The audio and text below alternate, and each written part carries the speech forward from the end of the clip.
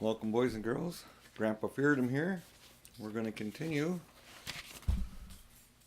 with The Magician's Nephew by C.S. Lewis, Chapter 14, The Planting of the Tree. "Well done," said Aslan, in a voice that made all the earth shake. Then Diggory knew that all the Narnians had heard those words, and that the story of them would be handed down from father to son in that new world for hundreds of years and perhaps forever. But he was in no danger of feeling conceited, for he didn't think about it at all now that he was face to face with Aslan. This time he found that he could look straight into the lion's eyes. He had forgotten his troubles and felt absolutely content. "Well done, son of Adam," said the lion again. "For this fruit you have hungered and thirsted and wept. No hand but yours shall sow the seed of the tree that is to be the protection of Narnia. Throw the apple towards the riverbank, where the ground is soft." Diggory did as he was told. Everyone had grown so quiet that you could hear the thump, the soft thump, where it fell into the mud. "It is well thrown," said Aslan. "Let us now proceed to the coronation of King Frank of Narnia and Helen, his queen." The children now noticed these two for the first time. They were dressed in strange and beautiful clothes, and from their shoulders rich robes flowed out behind them to where 4 dwarves held the king's train and 4 river nymphs the queen's. Their heads were bare, but Helen had let her hair down, and it made a great improvement in her appearance. But it was neither hair nor clothes that made them look so different from their old selves. Their faces had a new expression, especially the king's. All the sharpness and cunning and quarrelsomeness, which he had picked up as a London cabby, seemed to have been washed away, and the courage and kindness, which had always been easier to see, that he had always had, were easier to see. Perhaps it was the air of the young world that had done it, or talking with Aslan, or both. "Upon my word," whispered Fledge to Polly, "my old master has been changed nearly as much as I have. Why, he's a real master now." "Yes, but don't buzz in my ear like that," said Polly. "It tickles so." "Now," said Aslan, "some of you undo that tangle you have made with those trees, and let us see what we shall find there." Diggory now saw that where 4 trees grew close together, their branches had been laced together or tied together with switches so as to make a sort of cage. The 2 elephants with their trunks and a few dwarfs with their little axes soon got it all undone. There were 3 things inside. One was a young tree that seemed to be made of gold. The second was a young tree that seemed to be made of silver.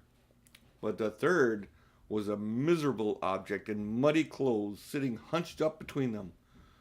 "Gosh," whispered Diggory, "it's Uncle Andrew." To explain all this, we must go back a bit. The beast, you remember, had tried planting and watering him, and when the watering brought him to his senses, he found himself soaking wet, buried up to his thighs in earth, which was quickly turning into mud, and surrounded by more wild animals than he had ever dreamed of in his life before. It is perhaps not surprising that he began to scream and howl. This was in a way a good thing, for it at last persuaded everyone, even the warthog, that he was alive. So they dug him up again. His trousers were in a really shocking state by now. Excuse me. As soon as his legs were free, he tried to bolt, but one swift curl of the elephant's trunk around his waist soon put an end to that. Everyone now thought he must be safely kept somewhere until Aslan had time to come and see him, and say what should be done about him. So they made a sort of cage, or coop, all around him. Then they offered him everything they could think of to eat. The donkey collected great piles of thistles, and threw them in, but Uncle Andrew didn't seem to care about them. The squirrels bombarded him with volleys of nuts, but he only covered his head in his hands and tried to keep out of the way. Several birds flew to and fro, diligently dropping worms on him. The bear was especially kind. During the afternoon he found a wild bee's nest, and instead of eating it himself, which he very much would have liked to have done, this worthy creature brought it back to Uncle Andrew. But this was in fact the worst failure of all. The bear lobbed the whole sticky mass over the top of the enclosure, and unfortunately it hit Uncle Andrew slap in the face. Not all the bees were dead. The bear, who would not at all mind being hit in the face by a honeycomb himself, could not understand why Uncle Andrew staggered back, slipped, and sat down. And it was sheer bad luck that he sat down right on a pile of thistles. And anyway, as the warthog said, quite a lot of honey has gotten itself into the creature's mouth, and that's bound to have done it some good. They were really getting quite fond of their strange pet and hoped that Aslan would allow them to keep him. The cleverer ones were quite sure by now that at least some of the noises which came out of his mouth had meaning. They christened him Brandy, because he made that noise so often. In the end, however, they had to leave him there for the night. Aslan was busy all that day instructing the new king and queen and doing other important things, and could not attend to poor old Brandy.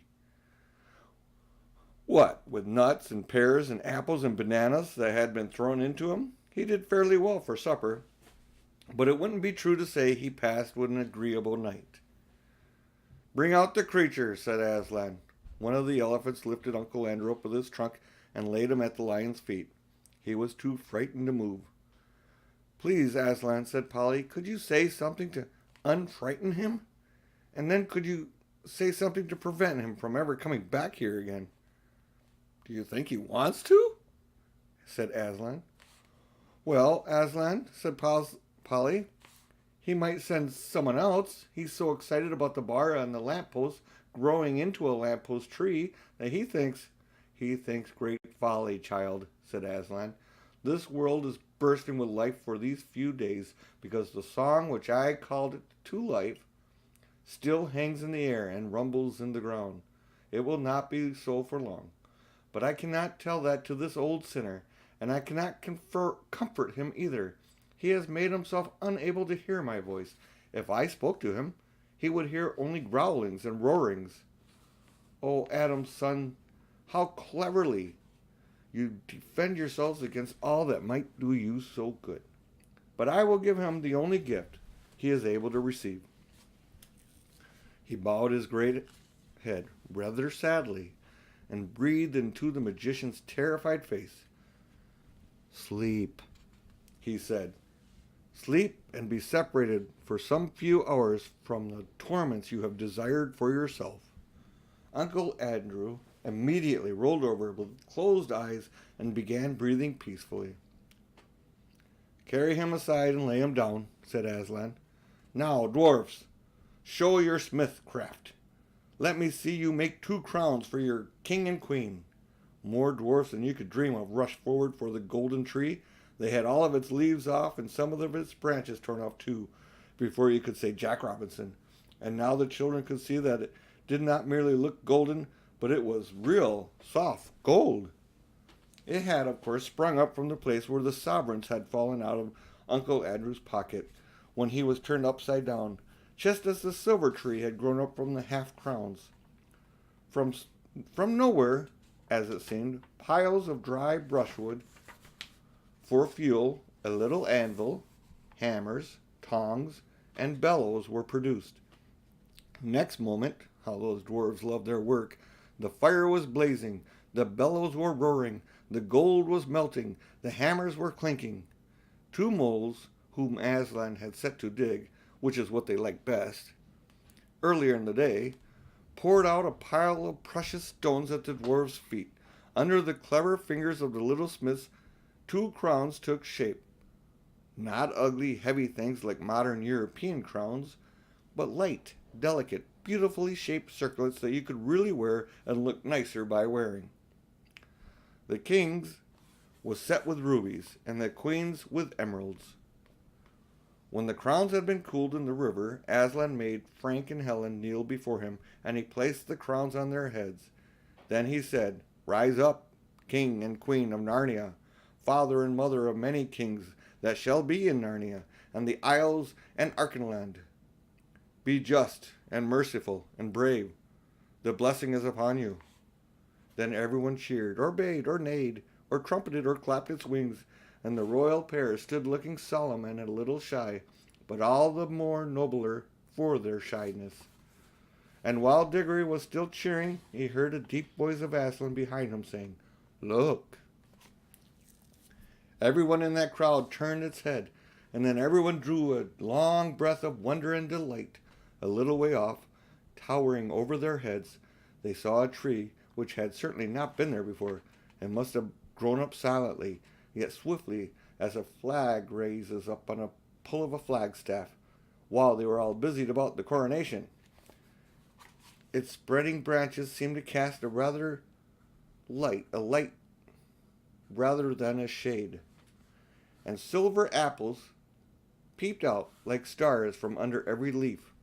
But it was the smell that came from it, even more than the sight, that had made everyone draw their breath. For a moment, one could hardly think about anything else. "Son of Adam," said Aslan, "you have sown well, and you, Narnians, let it be your first care to guard this tree, for it is your shield.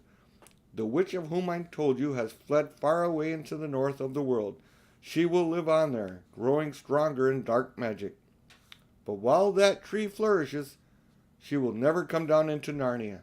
She dare not come within 100 miles of the tree, for its smell, which is joy and life and health to you, is death and horror and despair to her."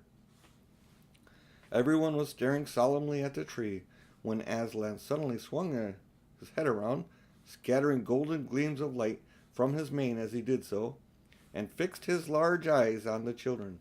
"What is it, children?" he said, for he caught them in the very act of whispering and nudging each other. "Oh, Aslan," said Diggory, turning red, "I forgot to tell you, the witch has already eaten one of those apples, one of the same kind the tree came from." He hadn't really said all he was thinking, but Polly at once said it for him. Diggory was always much more afraid than she of looking the fool. "So we thought, Aslan," she said, "that there must be some mistake. And she can't really mind the smell of those apples." "Why do you think that, daughter of Eve?" asked the lion. "Well, she ate one." "Child," he replied, "that is why all the rest are now a horror to her. That is what happens to those who pluck and eat fruits at the wrong time and in the wrong way. The fruit is good, but they loathe it ever after." "Oh, I see," said Polly. "And I suppose because she took it in the wrong way, it won't work for her? I mean, it won't make her always young and all that?" "Alas," said Aslan, shaking his head, "it will. Things always work according to their nature. She has won her heart's desire. She has unwearying strength and endless days like a goddess. But length of days with an evil heart is only length of misery, and already she begins to know it. All get what they want. They do not always like it." I nearly ate one myself, Aslan," said Diggory. "Would I?" "You would, child," said Aslan, "for the fruit always works. It must work. But it does not work happily for any who pluck at it of their own will." Before we switch the pages here, there's a picture. I think it's at the coronation. The lion is here. Uncle Andrew, king and queen, the whole mass. Ducks and elephants and giraffes. Satyrs, fauns, and dryads. If any Narnian, unbidden, had stolen an apple and planted it here to protect Narnia, it would have protected Narnia. But it would have done so by making Narnia into another strong and cruel empire like Charn. Not the kindly land I mean it to be. And the witch tempted you to do another thing, my son, did she not?" "Yes, Aslan.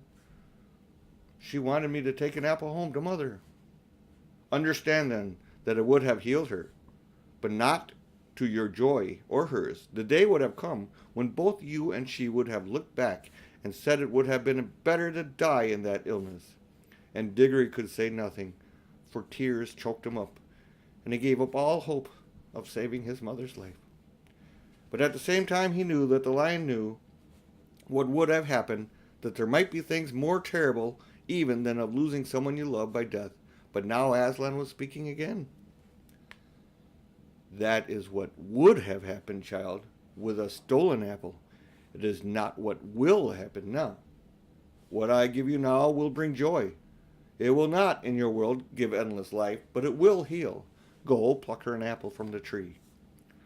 For a second, Diggory could hardly understand. It was as if the whole world had turned inside out, upside down, and then, like someone in a dream, he was walking across to the tree, and the king and queen were cheering him on, and all the creatures were cheering too. He plucked an apple and put it in his pocket. Then he came back to Aslan. "Please," he said, "may we go home now?" He had forgotten to say thank you, but he meant it. And Aslan understood. And that's the end of chapter 14. Fair winds and following seas. Thanks for watching. Until next time, bye.